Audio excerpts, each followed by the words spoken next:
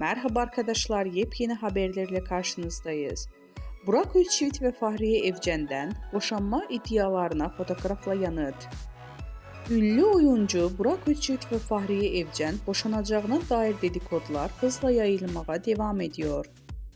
Fahriye Evcen ve Burak Özçivit'in boşanma söylentilerinin ardından birlikte poz vererek sosyal medyada yeni paylaşımlar yaptı.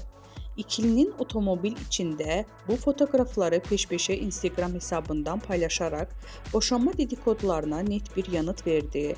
Bu paylaşımlar çiftin ilişkilerindeki sıkıntıların, dedikoduların ibaret olduğunu ve hala mutlu bir evlilik sürdüklerini gösterdi.